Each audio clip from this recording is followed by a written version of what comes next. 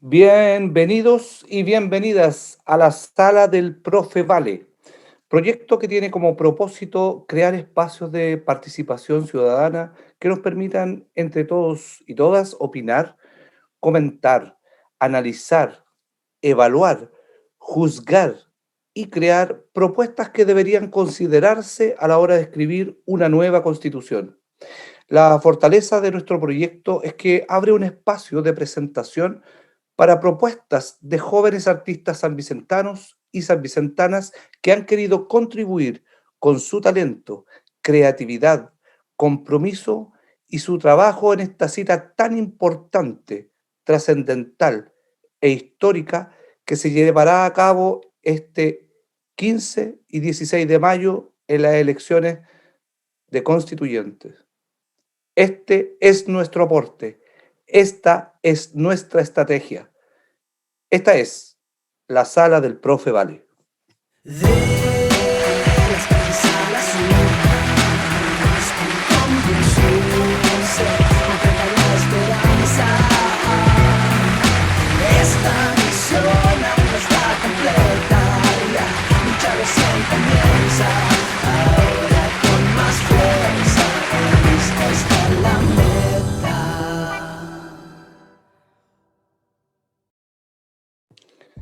Bueno, en este sexto capítulo vamos a hablar de la clase media. Para ello tenemos a las siguientes invitadas. Esta noche estoy rodeada por dos grandes exalumnas, dos bellezas, dos jóvenes sanvicentanas. Una de ellas es estudiante de música y vocero de la Juventud Popular Ucamau, que actualmente radica en Santiago y estudia en Santiago, en la U de Chile. Invitamos y saludamos esta noche a Mical Romero. ¿Cómo está, Mical? Muy bien, bien feliz de estar de vuelta en la sala del Profe Vale, porque no había sido invitada de esta manera virtual, sino que hace muchos años había estado en una sala con este profesor, así que estoy muy feliz de haber sido invitada.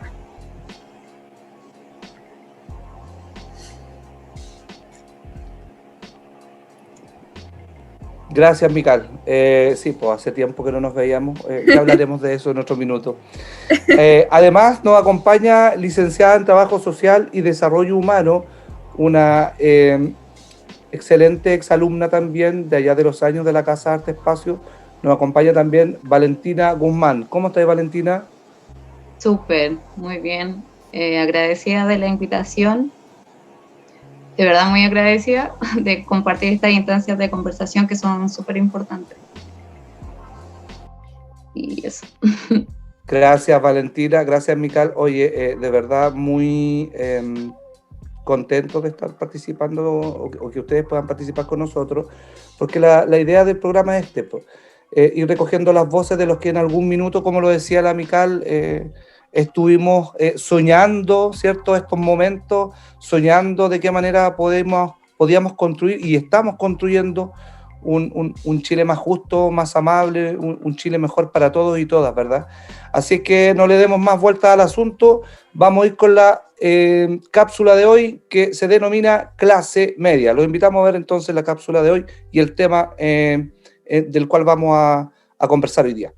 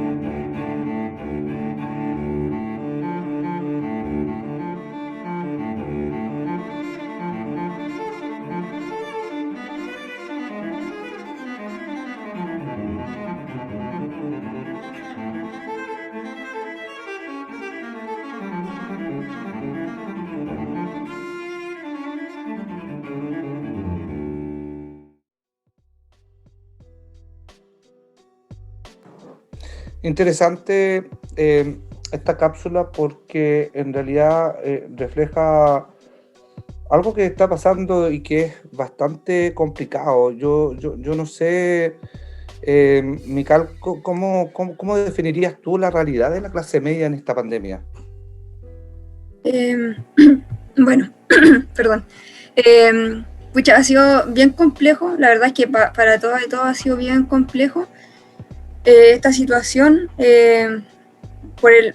Ha habido una crisis no solo de salud, sino que la crisis ha sido una crisis social, una crisis económica, que bueno, que ya venía igual de una crisis social, eso quería decir. Entonces ya de alguna manera se había evidenciado varias cosas que en la pandemia, no es que la pandemia haya hecho que hemos entrado en la crisis económica y social, sino que veníamos ya de algo y que se había profundizado en la pandemia. En octubre de 2019 se puso en jaque el modelo neoliberal, que es el modelo que rige el Estado de Chile, y ahí ya se habían evidenciado varias cuestiones de las que voy a hablar ahora, que bueno, en este caso de las clases medias, en verdad ya se estaba comenzando a hablar de las clases endeudadas, y que su condición de clase media se venía a través del crédito. O sea, sí son clases igual de empobrecidas, pero con acceso al crédito. Y que eso era lo que solventa el que se llamaran clase media. Entonces, al final, todos los accesos y el consumo que podía tener esta clase y que es lo que la clase que dinamiza la economía, y un montón de términos que se asocian a la clase media, como beneficios y virtudes que se las da, que tienen más opciones al crédito en el banco, a acceder a tarjetas, a viajes internacionales, y que claro, eso te da una base cultural distinta, pero al entrar en crisis estas clases medias se topan con que todo esto se derrumba, todo este castillo se derrumba porque está sobre la base del crédito.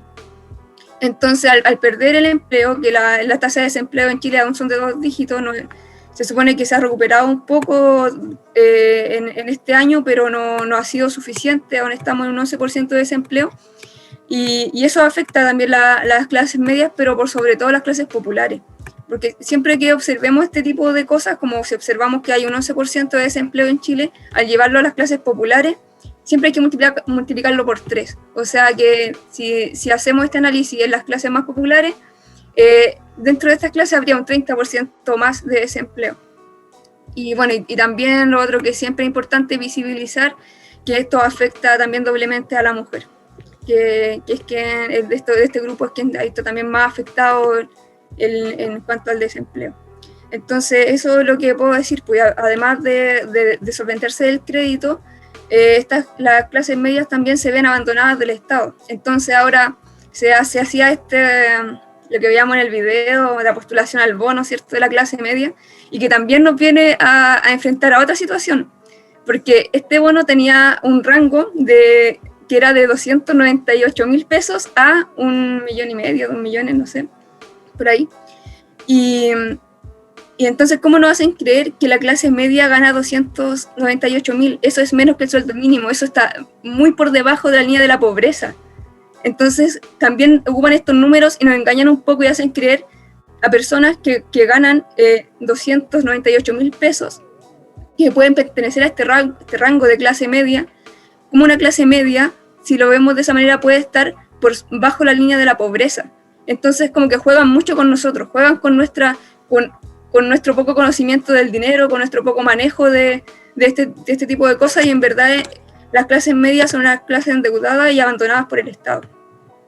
Clase media considerando de que es un concepto que nace bajo el alero de este sistema neoliberal, ¿verdad?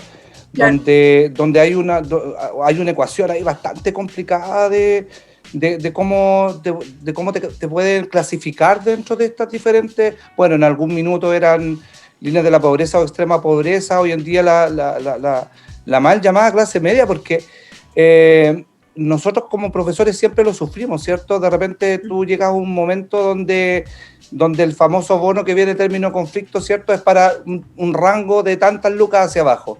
Y a veces todos decimos, chuta, quedamos por 4 o 5 mil pesos, que es más o menos lo que le pasa ahora a la gran mayoría de los chilenos, que quedaron por 4 o 5 mil pesos sin el derecho y sin la posibilidad de bono. Yo quiero rescatar ese concepto que tú dijiste sobre el acceso al crédito. Y el acceso al crédito es precisamente lo que es peor aún, que nos ha hecho sentirnos de una clase media, que en el fondo no es tal como lo decía adelante. En la línea de corte que hay, porque aquí los factores que influyen principalmente tienen que ver con el ingreso, ¿cierto? Equivalente a la suma de los ingresos económicos que hay, por ejemplo, en el interior de un hogar, el índice de la necesidad, es decir, el número de integrantes, la edad, los factores de dependencia y si hay o no temas de discapacidad y otros factores también que influyen, de reordenamiento, por ejemplo, la evaluación de los medios que tiene, los bienes que posee, si tiene vehículos, bienes raíces, un montón de situaciones que curiosamente al profe, y voy a ponerme de nuevo en la camiseta como profe, es que eso nos afecta bastante. El corte, como les decía, es muy injusto. Si hay un corte entre, hay una parte, hay un decil o hay un porcentaje de vulneración de gente que está entre el 80 y el 90, ¿cierto? Que su diferencia de plata pueden ser, es abismante, pueden estar creo que están entre los 800 y el corte es 2.400.000. Entonces, yo no sé qué cuenta se saca desde el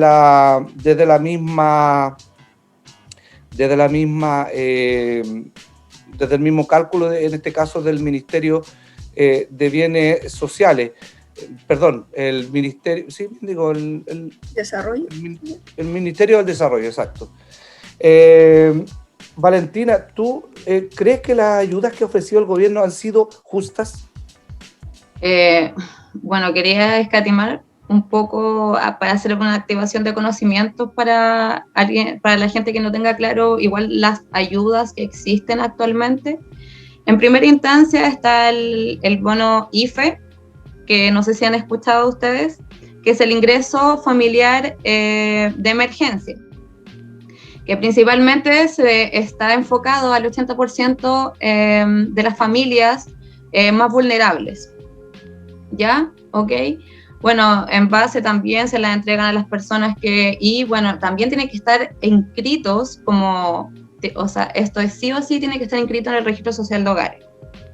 ¿Ya? También se lo dan a las personas que tienen la pensión básica solidaria y etcétera.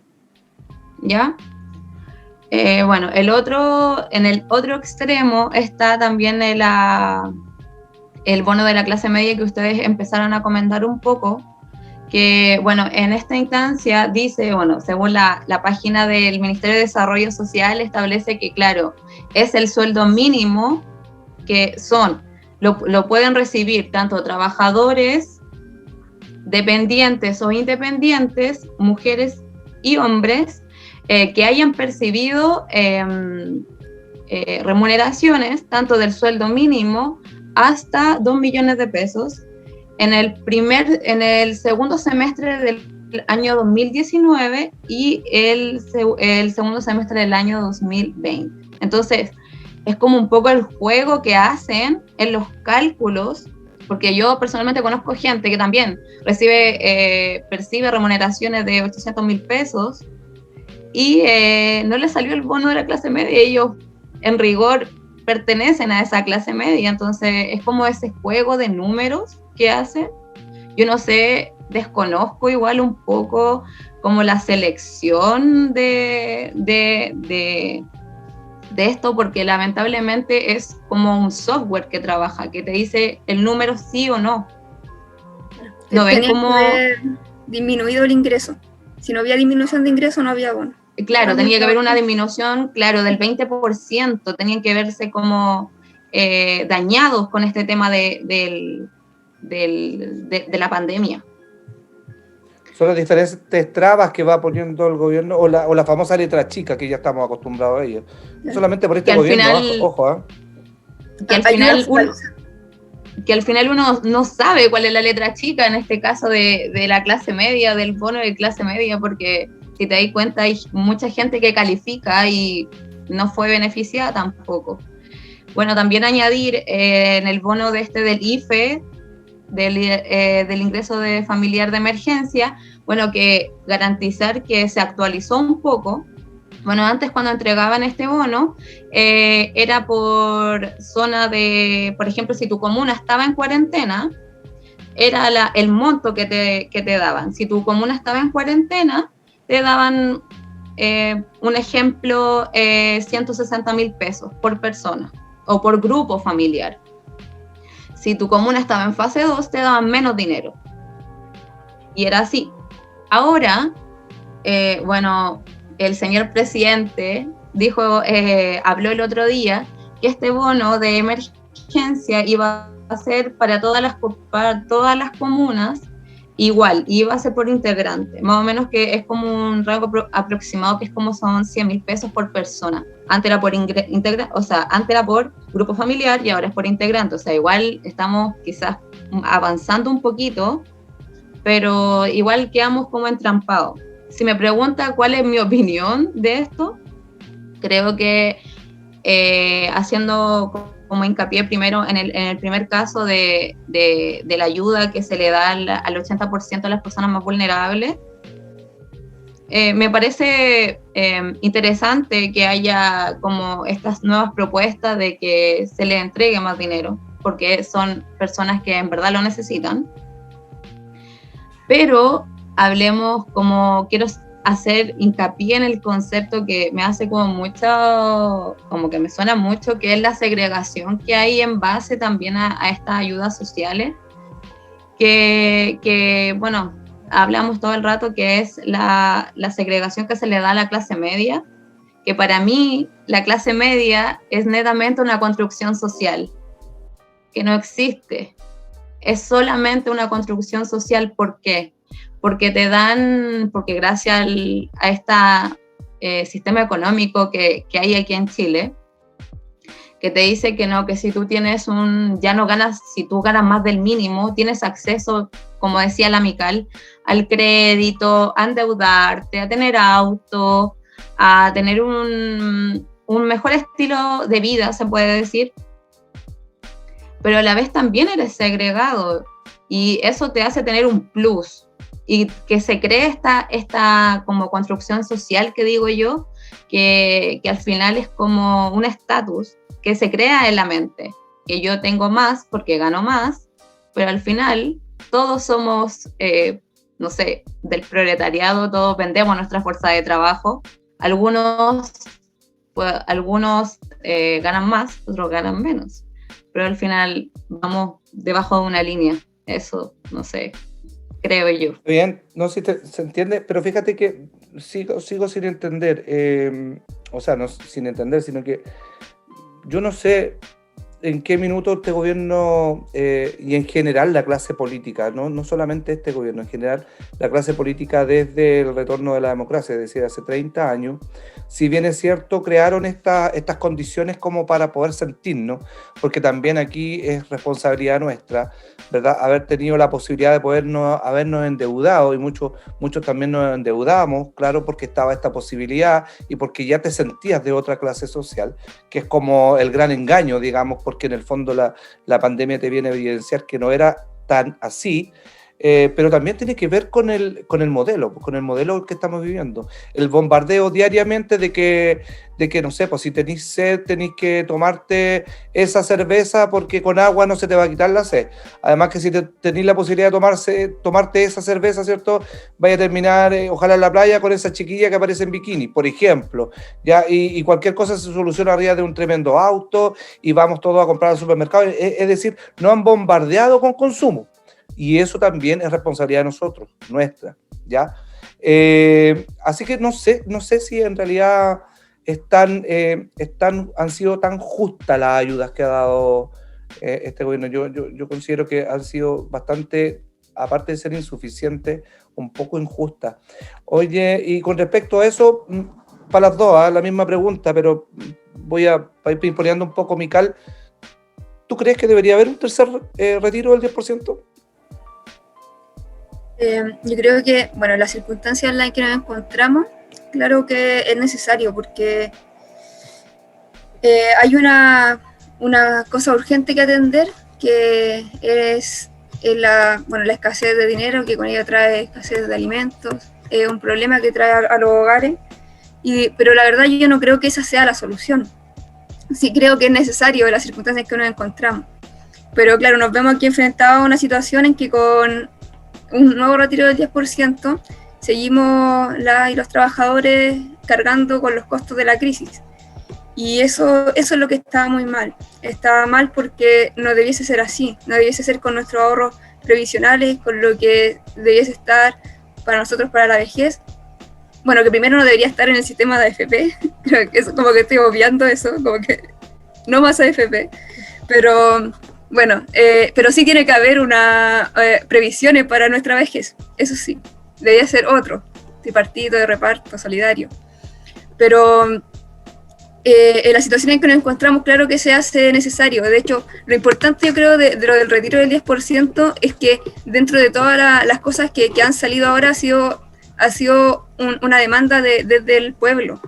Y dentro de la pandemia, del momento en que nos encontramos ahora, de cuarentena total en muchos lugares, es lo único que ha sido movilizador para la gente, que ha hecho que la gente salga a protestar por esto.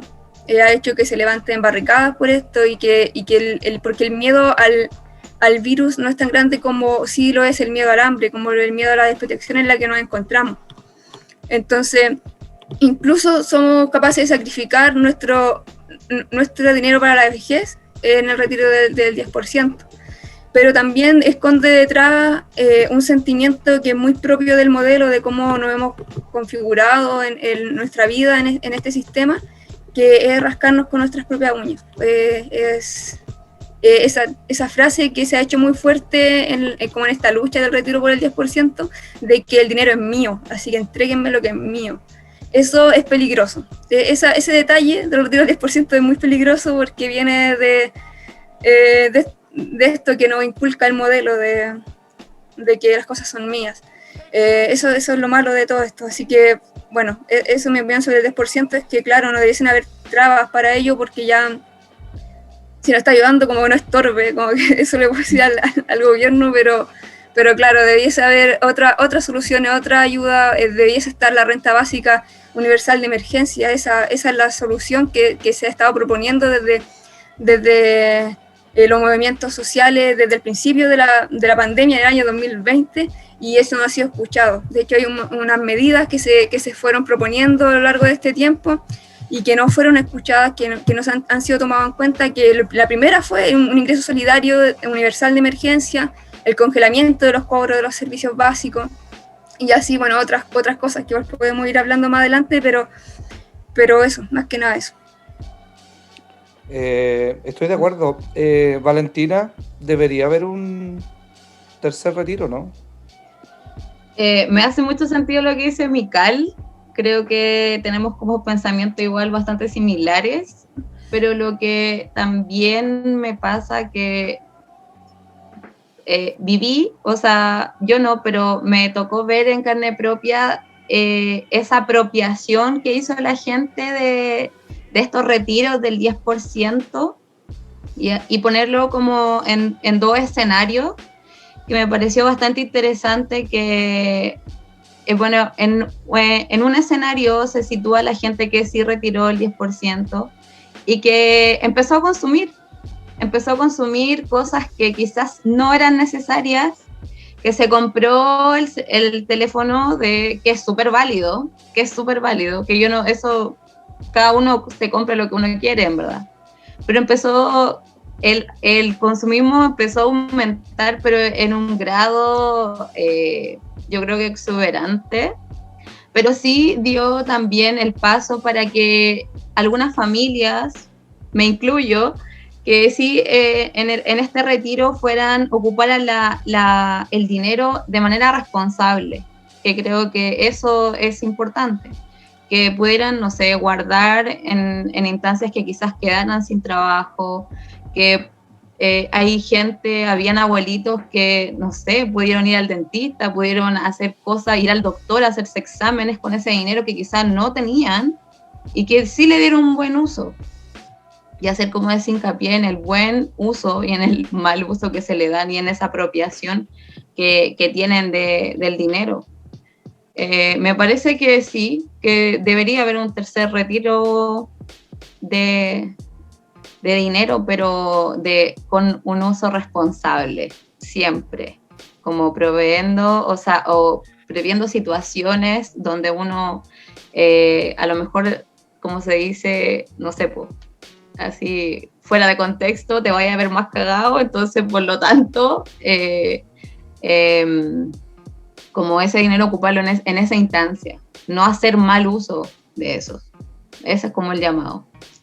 A ver, ocurren dos cosas. Primero, desde el primer retiro y el segundo retiro, si bien es cierto lo que tú dices, fueron las excepciones. No fue tanta gente tampoco que fue corriendo a buscar televisores como lo dijo algún ministro por ahí. Lo otro es que activó la economía, estamos clarito, y esto se dijo que la economía se iba a ir al piso y no fue tan así.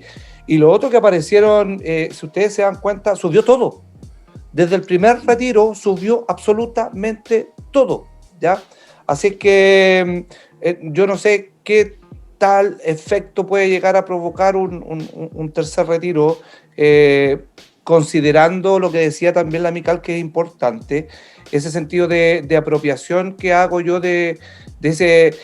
Aquí es donde aflora todo el individualismo, ¿cierto? Y por lo que estamos luchando hoy en día precisamente es eso, sino que hace conformar o formar una sociedad un poco más colectiva que individual. Y este sistema lo que nos hace es competir todo el rato. Pero también quiero agregar, con respecto a eso, de que uno en el fondo termina jugando con las reglas del juego que se han impuesto. Y aquí yo también, de repente, cuando uno escucha al gobierno actuar desde la lógica de más Estado, porque protege tus bienes, en este caso el ahorro previsional, ¿cierto? Pero en las grandes decisiones es más capital que menos Estado. Entonces, aquí la confusión ha sido terrible, pero lo que se está haciendo, en el fondo, para mí, y muy responsablemente lo digo, ha sido jugar con las mismas reglas del juego que nos han impuesto durante todos estos años en el modelo económico que nos impera. Vamos a hacer una pausa y le vamos a dar el pase a Alexis, voz en off. Ahí hay harta, yo quiero hacer así, bien a la pasadita antes de que empiece Alexis a ver el tema en los comentarios. Quiero hacer un saludo especial a compañeras de curso como la Jessica Villalobos, la Carolina Pino, que estuvo también y que está con nosotros viendo el programa. Un saludo para ella, para la Camila Ortiz, para la Lilian Pino, para mi madre Irmita Ávila, que siempre nos ve, fan número 1, viejito, un beso para ti, la Pamela Oyarza, la Nicole Galvez, la colega Marlene Wincahue, ¿cierto? Manuel Jofré, la colega Isabel Pardo, y tanta gente que nos está siguiendo poco a poco. Patricio Morales, la señorita Betsabe, que apareció por ahí, bueno, y suman y siguen. Jorge Pérez, Catalina, mi hija, y tanta gente más. Fue el programa de los saludos hoy día. Ya, le damos el pie a Alexis, por favor. Gracias. Bueno, saludo a las chicas que están acompañando ahí al profe. Bueno, yo me considero el compañero desordenado del curso de esta sala, porque a pesar de que al profesor no le gusta que yo me arranque un poco con los tarros, igual me cuesta hacerlo. No, me cuesta no hacerlo, en el fondo. Porque estaba escuchando lo último que decía la Valentina. Valentina, ¿cierto? Sí. Con respecto al uso que se le dio al primer y segundo retiro. Y me parece que tiene que ver un poco con la mala educación financiera que tenemos todos los chilenos, o sea, y la mala educación en general. O sea, lo hemos dicho un montón de veces en otros programas o lo hemos conversado en la interna. Somos un país mal educado en muchos sentidos. Entonces, difícilmente podamos utilizar un tercer retiro o los fondos de nuestras pensiones de manera responsable. O sea, no lo digo de forma general, porque somos mal educados y nos acostumbran, nos adiestran para el consumismo. Entonces, es un poco difícil.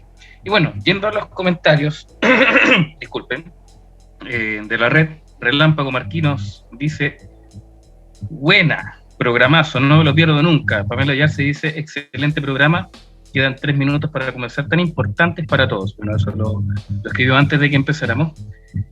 Franco dice: saludos a todos y todas, aguante la lucha por la independencia de Chile. Más arriba dice: muy potente la cápsula, no existe la clase media. Manuel Valenzuela dice, Piñera tiene que caer. Y la Cata dice, si es una clase social, es una construcción social, es solo un poder de endeudamiento, todo ficticio. Aguante el proletariado. Y Alex Álvarez dice, la necesidad de un tercer retiro del 10%. En el fondo deja claro que el Estado, una vez más, no es garante de ayuda en situaciones de catástrofe como una pandemia. O sea, la ayuda está. Se supone que más del 80% de la población, según las estadísticas, ha recibido el bono IFE. El asunto es que es insuficiente. Una burla, un chiste. 11 reacciones hasta el momento y muchas personas siguiendo esta transmisión de la sala del Profe Vale. Gracias, Alexis. Ahí estábamos con algunos de los comentarios. Vamos a la segunda parte y final de este programa que estaba bastante interesante, ¿eh? Valentina, vamos contigo. ¿Ha sido eficiente la selección de beneficiarios del bono de la clase media? ¿Qué crees tú? Yo creo que más que eficiente, creo que podríamos ocupar el concepto de segregadora. Segregadora, bueno, en esta instancia nos situamos como quisimos hablar, el tema era como de la clase media. Para mí no es más que segregación, porque me pasa que no es gente que, no, o sea, el gobierno no te sienta a una persona para saber la realidad de la gente, sino que todo esto se moviliza a través de software, creo yo, que te dice, este sí, este no, este sí, este no, este califica, y hay gente que quizás no, que tenía las condiciones, pero ¿por cuánto? Por 10.000 pesos, no sé, quizás menos, no pudo, no calificó para este bono. Entonces creo que hacer hincapié netamente en esta, como en este concepto que es la segregación, que creo que es una instancia de que hay que mejorar, obviamente, demasiado, y flexibilizar quizás los criterios de no sé, para los criterios que al final de selección de las ayudas sociales, y no tan solo para el bono de la clase media, sino que hablemos de flexibilidad como los criterios tanto como para esta clase media, sino para la clase ya obrera o como se le quiera llamar a la gente con menos ingresos. Creo que eso, creo que este es como el llamado que se hace, que hayan cambios, que se genere no sé, como creo que eso, la flexibilización y llamar a este concepto de segregación que es la realidad de hoy. Eso. En general partimos mal con los beneficiarios no solamente del bono de la clase media, sino que en general la ayuda, tal como lo decía la Nicole delante, ¿verdad? Tiene mucho que ver con que si hubiéramos, o se hubiera implementado, porque yo no estoy gobernando, pero se hubiera implementado una renta universal de emergencia, un ingreso universal de emergencia, tal vez las cosas hubieran tomado otro camino, no estaríamos en las condiciones en que estamos ahora, en donde realmente hay gente que no la está pasando bien. Yo delante les comentaba de que me tocó ir a comprar y aprovechar la instancia de pasar a ver precisamente algunas personas que no la están pasando muy bien. Y precisamente tienen como una gran esperanza de que este tercer... porque también quedaron fuera de los beneficiados. Así que está complicado y ojalá que esta cosa se solucione, porque yo no sé, me voy a congelar en las proyecciones y en el comentario que quería hacer con respecto a esto como estrategia, porque para mí es una estrategia el tema del retiro y de mandarlo al TC, el congelamiento del famoso retiro del 10%. ¿Ya? Y es una estrategia bastante peligrosa de parte del Ejecutivo, ¿ya? Pero también juega un poco a esto, a crear el debate y poder dividir el tema. Mical, ¿qué medidas propondrías tú si tuviéramos que enfrentarnos a una situación similar considerando una próxima constitución? Bueno, esto son medidas que que igual no las he pensado yo sola, sino que, bueno, yo soy de UCAMAO, una organización social de Chile, y nosotros propusimos algunas medidas para enfrentar esta crisis el año pasado, la reforzamos igual este año, hemos estado tratando de acompañar todo el proceso, y la verdad es que el ingreso solidario universal, la renta básica de emergencia, como se le quiera llamar, es lo que necesitamos primero para poder hacer las cuarentenas efectivas, porque necesitamos cuarentenas efectivas para la opción de pandemia. Han sido los trabajadores quienes han estado poniendo su cuerpo en peligro a raíz de esto, que hemos estado trabajando, yendo a trabajar a los supermercados, estando en las micros llenas, siendo quienes hemos sostenido la economía, porque siempre somos y los trabajadores, no hay otra forma de generar riqueza si no es con el trabajo de nosotras, de nosotros.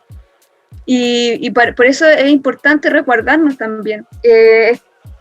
Esta forma que ha hecho este gobierno para enfrentar la crisis ha sido solo para proteger a los grandes empresarios, para proteger sus intereses.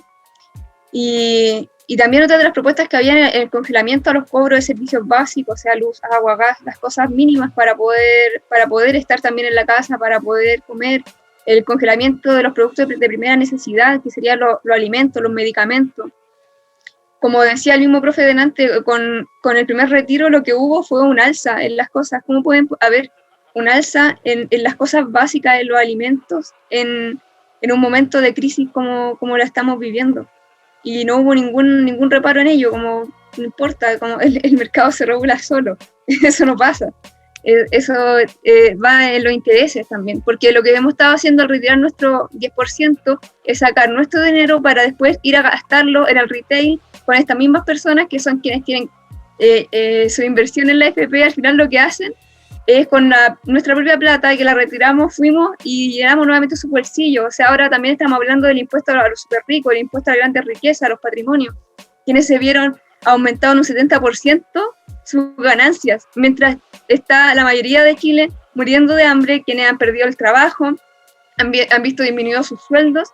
Lo que hemos estado haciendo es solventando las ganancias de los más ricos, que entre ellos está el propio Sebastián Piñera, y que también el retiro el impuesto a los superricos también ha estado siendo aprobado, fue aprobado en general el otro día en la Cámara, ahora volvió nuevamente a la comisión, y en esta comisión, bueno, la derecha va a ir nuevamente a poner ciertas cosas para cambiar en su beneficio lo del impuesto, porque esto sí que le da miedo, porque esto sí es una medida redistributiva del impuesto a los superricos.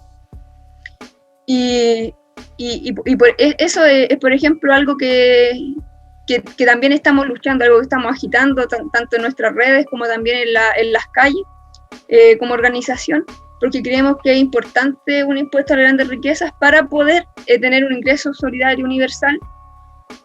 Y bueno, yo creo que si yo tuviese que proponer este tipo de cosas, estaríamos en otro Chile también. Así que habría, claro, otra constitución, habría otra forma de gobernar y enfrentar estas cosas. No sé. Yo creo que tenemos que ir por el impuesto a los súper ricos. Lo importante es que las voces de ustedes, ¿verdad? Que tienen una mirada más fresca de lo que está pasando, considerando en que uno también vivió esa ese gran estancamiento, esa gran crisis de los 80, ¿verdad? Donde el Estado le pasó las lucas a los bancos para que salvaran la situación, sin embargo no ha sido capaz de pasársela al pueblo. Sí. Y frases tan lamentables como la del señor Aristía, que uno de los súper ricos de este país, en considerarnos prácticamente como que la gente no necesita más bonos, no necesita más ayuda porque eso le impide salir a trabajar. Yo no sé en qué mundo viven algunos personajes, pero yo sigo insistiendo que es una estrategia de provocación de parte del gobierno y también de la clase acomodada, que ha ganado millones de pesos en esta pandemia, millones de dólares en esta pandemia, donde se han hecho más ricos y no los pobres más pobres. Entonces yo creo, insisto en que esta estrategia es muy peligrosa, porque la gente ya se manifestó, ya salió, ya explotó en una ocasión, y volver a utilizar esta forma de provocar, jugando un poco con la realidad y con esa falta de insumos básicos, con las carencias de las personas, hay que tener mucho cuidado. Así que la opinión de estos tipos de señores, de los grandes señores, los dueños de este país, hay que moderar el discurso, porque así... Y por otro lado, la gente de su sector, ¿cierto?, dice que tenemos que unirnos, que tenemos que tratar de salir de toda esta locura y demás. Así es que, oye, ha estado interesante el tema, han sido interesantes las intervenciones de ustedes también. Uno se nutre mucho, yo lo vengo diciendo hace rato, la mirada de los jóvenes para nosotros que ya estamos entrando, ¿cierto?, en los descuentos de la segunda mitad de la vida, por así decirlo.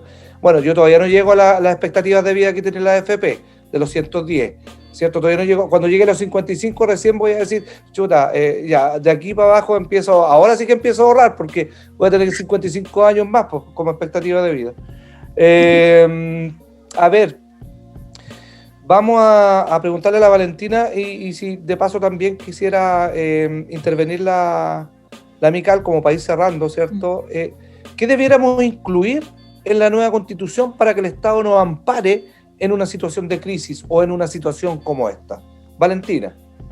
Bueno, yo creo principalmente que cuando ya se redacte una nueva Constitución, creo que hay que hacer hincapié en la instancia y al concepto de un Estado benefactor que realmente garantice como una base en cierta instancia o en cierto, o sea, que garantice primeramente salud, vivienda, educación, pero no desde una instancia desde lo económico, sino que hablemos de que no sé si ni siquiera del gobierno, sino que el Estado esté preparado para esto y que tenga cierta garantía en base a situaciones de crisis como esta, porque yo creo que al gobierno lo pilló mal parado esta situación de crisis, y al final después no sabéis de dónde sacar plata como para arreglar dónde está la cagada. Perdón que lo diga así, pero que en verdad es así. Y hacer como, no sé, yo creo que esa instancia de garantizar como esta cierta como base, que me hace demasiado sentido lo que hablaba la Mical sobre esta como renta garantizada, se puede decir, ¿cómo era? Renta básica de emergencia. Renta básica, creo que eso es como la base que deberíamos tener, y también que te garantice ciertas, en verdad no sé cómo llamarlo, pero que tenga como ciertas garantías. Derechos sociales. Creo que eso. Derechos sociales básicos. Exacto. Claro. A esa instancia voy. Que en verdad sea un Estado benefactor, que la gente, que no sea solo para ciertos grupos sociales, sino que hablemos como, yo creo que de una igualdad. Creo que hacer llamado a eso, o equidad se puede decir, sobre ciertos derechos que son básicos para la vida. Eso creo, ese es como el llamado que yo creo que deberíamos hacer como ciudadanos a esta nueva Constitución que es tan importante, como que garantice ciertos derechos. Eso. Para ello un Estado social de derecho, que precisamente a ver, no voy a ocupar la palabra garantizar porque está muy en el colectivo, ni asegurar tampoco, pero sí que vele, un Estado protector también, que vele, por eso un Estado social de derecho, que vele por en estos casos, en estas situaciones de crisis, que vele de qué manera podemos apoyar o ayudar ciertos derechos como los que ustedes están planteando, que tienen que ver con el tema del desarrollo humano también. El tema del desarrollo humano es súper importante. El crecimiento económico debe estar en pro de un desarrollo humano donde se garanticen los derechos básicos como el agua, como la salud, como la vivienda, ¿cierto? Como las pensiones, como la educación. Yo pido la palabra. Miguel, sí, Profe, ¿puedo dale, hablar? dale. Sí, desde Ucamau, nosotros estamos hablando de un estado de justicia social, porque creemos que hay que cambiar el modo de estado en que nos encontramos. Actualmente estamos en un estado neoliberal.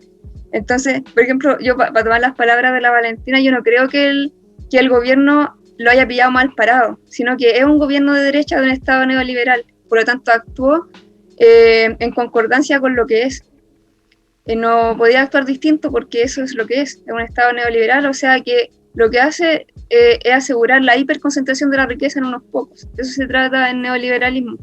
Por lo tanto, en contraposición a eso, proponemos un estado de justicia social. ¿Y qué significaría esto? Que tiene que ser un estado que sea nacido del mandato popular. Entonces, y que eso lo que estaría haciendo, estaría garantizando derechos no solo sociales, sino que tienen que ser derechos económicos, derechos políticos y derechos sociales del pueblo. ¿Y por qué lo digo de todas estas maneras? Porque necesitamos cambiar la forma económica en que tenemos como país. Nosotros somos un país dependiente de los otros países dominantes. Tenemos una economía de exportación de materias primas, y mientras estemos en esa condición también es muy difícil cambiar nuestra forma de vivir en nuestro país, porque estamos amarrados un poco por estas grandes potencias, porque nos dominan económicamente también, al ser un país exportador de materias primas, que no tenemos desarrollo como empresas nacionales, por decirlo de alguna manera. Entonces, mientras estemos así, no vamos a tener un crecimiento económico propio del país y vamos a sufrir lo que es propio de la globalización. Somos un país que vivimos el problema del imperialismo. Entonces necesitamos medidas económicas que también vayan a solventar, a garantizar un Estado distinto. Necesitamos derechos políticos, porque necesitamos que sea un país más democrático. Y esa democracia no se representa solo en ir a votar cada 4 años, sino que tiene que haber una democratización real, y por eso necesitamos derechos políticos. O sea que ahora lo único que pueden, por ejemplo, proponer algún proyecto de ley que cambie cosas económicas en el país, solo puede hacerlo el presidente, ni siquiera lo pueden hacer quienes están de senadores ni de diputados. Mucho menos una persona común y corriente puede ir y proponer algo a que sea un proyecto de ley. Eso en Chile no existe. Eso solo lo puede hacer el presidente, o lo pueden hacer en algunas cosas que no sean económicas en las cámaras. Y los derechos sociales del pueblo, que esto vendrían siendo el derecho a la educación, derecho a la salud, derecho a la vivienda, creemos que como Ucamau, que somos una organización que principalmente ha luchado por la vivienda, por el derecho a la ciudad, creemos que se tiene que democratizar la ciudad. De hecho, esa es nuestra como bajada de títulos, Ucamau a democratizar la ciudad, porque creemos que es importante que este espacio sea democratizado, o sea, que sea construido por todas y todos y para todas y todos. Y la ciudad también la entendemos como los espacios urbanos y también los espacios rurales, porque una ciudad no es por sí sola, tiene que está linda con espacios rurales, donde también se produce la vida.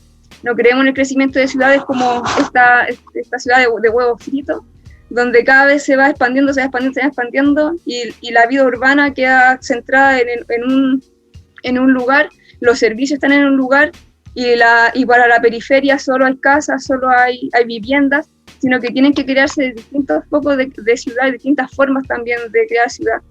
Y para eso lo tenemos que pensar en conjunto, y para eso es importante los derechos políticos, para que estos procesos sean de manera democrática. Entonces, por ahí va nuestra propuesta de un Estado de justicia social.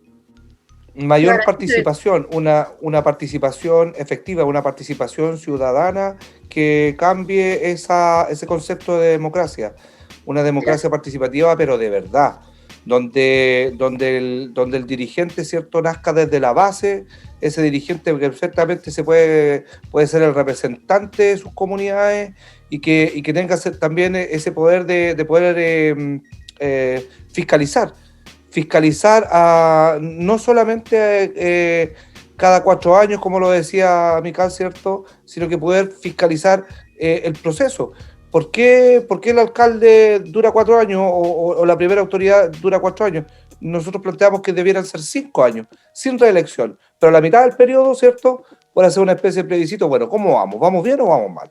Y tener esa posibilidad de revocar si no se están cumpliendo por lo menos parte del plan o del programa que cada candidato tiene que entregar una vez que se inscribe en el CERVEL, ¿cierto? Su candidatura, y que allí están, ¿cierto? Que varía un poco o va mutando, sobre todo en el caso de nosotros como constituyentes, que vamos recogiendo las voces, ya me siento constituyente, perdón, candidato constituyente.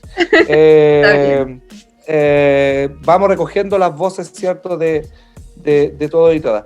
Vamos a la última parte. Alexi, con los últimos comentarios de la web. Sí, estoy por acá. Bueno, no hay muchos más comentarios. Lámpago nos dice: si el sistema de las AFP realmente funcionara, quizás retirar el 10% traería efectos negativos a la vejez. Pero de todos modos, es una vergüenza que hayamos tenido que llegar a este punto para poder sobrevivir. El Estado debió haberse encargado de manera eficiente de este problema desde un inicio. Y bueno, mi comentario también por ahí dice que eliminar los pagos de luz, agua, con las utilidades que prestan servicios sin pagarles, hambre. Ahora bien, me parece que estaba escuchando a la chica, a Mical y a Valentina, están súper preparadas, demasiado, bastante también lo que conversamos con Pablo el otro día era con respecto a las estadísticas, ¿cierto? El sistema, el Estado, el país se mueve en base a estadísticas, y que en paz descanse Edison Astudillo apelaba siempre al desarrollo y la importancia del humano. Queda un poco de lado en este sistema tan burocrático, donde importan más los papeles y los números que la calidad de vida de las personas. Entonces, creo que parte importante de la garantía del Estado en situaciones de catástrofe tiene que ver con eso, ¿no? Con un poco sacarse los números de la cabeza y empezar a legislar, a gobernar con el corazón, aunque suene un poco cursi. Creo que es bastante necesario. Un comentario para rellenar un poco el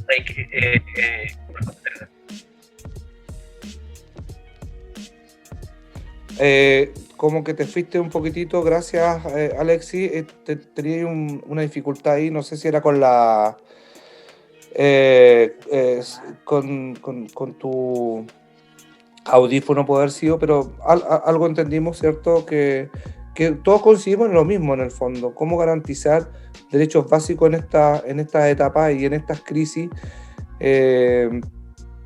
donde abiertamente una clase media queda tan desprotegida como la gente, ¿verdad?, que está al borde de la línea de la pobreza. Por eso que también cuando se hablaba de una renta universal también sería bueno discutir el monto de esa renta universal. Vamos a ¿cómo te sentiste, Valentina, la experiencia de participado ahora? Ya vamos cerrando, tienes un minutito para despedirse, yo más agradecido que la miércoles. Valentina, dale. No sé, de verdad me gustó mucho, yo no conocía a la Mical primera vez y siento que me gustó mucho su discurso. Creo que es una mujer súper empoderada de lo que está hablando y está súper bien. Me parece súper interesante lo de la agrupación y creo que, no sé, me parece interesante y me gustaría como saber más información sobre eso. Te felicito por tu candidatura de concejal, creo, por la comuna de Pudahuel. Creo que me anduvieron ahí como sapeando. Pero eso, te deseo mucho éxito, me encantó conocerte, creo que tenías la película súper clara como dirigente, sí que eso es me encantó haber estado como en esta como instancia conversando y eso, debatir de lo que se viene y mostrar distintas posturas quizás, que bueno, las de nosotros son bastante similares, pero no sé, es interesante conversar de eso. Eso. Muy bien, Valentina, muchas gracias. Bueno, entre todos estamos construyendo, pues. Ahí después le da por interno los datos para que se puedan comunicar y para que aproveche usted de mandarle también todos los contactos de los compañeros y compañeras que tenía que votan en Pudahuel para que después se contacten con ella también, porque no podemos abiertamente pedir el apoyo, acuérdense que estamos en pausa, así que aquí no se ha dicho nada. Vamos a editar esa parte para que no tengamos problemas, si no nos van a sacar un parte. No, no pasa nada. Así es. Hay algunos que tienen puestos sus carteles en todos lados y se mueven con campañas millonarias, así que nosotros aquí estamos a puro pulso nomás, prácticamente a puro pulso. Gracias, Valentina, por haber venido. Mical. Sí, yo también doy muchas gracias por este espacio. La verdad es que hay que seguir fortaleciendo estos espacios de conversación, de discusión, de reflexión, de debate, como esto es lo que necesitamos para dinamizar lo que se viene, porque, bueno, delante lo dije, como que no es votar cada cierto tiempo, sino que tenemos que estar ahí participando constantemente, sobre todo si vamos a estar escribiendo una nueva constitución. Bueno, ahora estamos en esta cuestión de la convención constitucional, del pueblo se había levantado una asamblea constituyente, todo lo que hubo ahí entre medio, pero no tenemos que por eso como decir, ya, bueno, es así la cosa, vámonos para la casa, ya cerraron un pacto por arriba sin nosotros, sino que todo lo contrario. He aprendido en esta cuestión que hay que estar ahí molestando, y yo creo que todos lo aprendimos en verdad, nos dimos cuenta de que si estamos ahí como... Hay que seguir en la protesta, en la movilización y en la discusión. Bueno, también una frase que ocupan mucho mis compañeros en FEMAN, que es la fundación de Lucamau, que es estar en la protesta y en la propuesta. Y ese es el desafío que nos hemos puesto, por eso también soy candidata, porque creemos que es importante que de los sectores populares, de estos sectores que hemos estado postergados, que nos han hecho creer que no nos da para estar en esos lugares de representación popular. La verdad es que todo lo contrario, se tiene que llenar de esas personas que ahora también pues estamos como con un montón de candidatas, de candidatos, y es como pucha, la dispersión de votos, es cierto, eso es real, es un problema, pero por otro lado es como que bueno que la gente quiere participar, como que también hay como una dualidad de sentimientos ahí. Y bueno, esa participación se tiene que ver reflejada en todo lo que viene también. Así que eso, muchas gracias por haber estado acá, por haber conocido a la Valentina también. Gracias por tus palabras, me siento muy halagada por ello. Y eso, gracias, profe, qué bueno haber vuelto a su sala. Gracias, Mical. Dos cosillas. La primera, un gran saludo a una tremenda mujer que a mí en lo personal yo la vengo siguiendo hace rato y lo digo con mucho respeto. En todo caso, a mí me encanta la Doris González cada vez que tengo la posibilidad de verla. Espero que estas vueltas que tiene la vida nos podamos conocer en esa gran convención constitucional que se viene a camino, y que invitemos a la Mical a comerse un completo en alguna picada por ahí. Ya. Bien eso. Y lo otro, yo no puedo dejar pasar lo que acaba de decir la Mical, en el sentido de que, mira, yo entiendo el tema de la dispersión, pero lo vuelvo a repetir en este mismo programa, nosotros, los chilenos, la gran mayoría, ese 80% que aprobó y que dijo convención constitucional no mixta, esperábamos a lo menos un gesto político de todos los partidos políticos, donde se hubiera fortalecido a lo mejor una gran lista de independientes, donde ellos con la experiencia y los recursos que tenían, ¿verdad?, podrían haber promovido perfectamente esta otra gran lista de independientes, haber motivado a lo mejor una instancia de primarias, qué sé yo, pero fuera de los partidos políticos, porque la gente no quería que fueran los partidos políticos que se hicieran cargo de este proceso constituyente. Y lo digo con mucha responsabilidad, porque uno, las veces que ha podido hacer campaña después de las 6 de la tarde, después de la pega, ¿cierto? La gente no cree. No olvidemos de que la mitad, un poquito más de la mitad del padrón electoral fueron los que votaron, ¿verdad?, en el apruebo y en el rechazo, en ese plebiscito.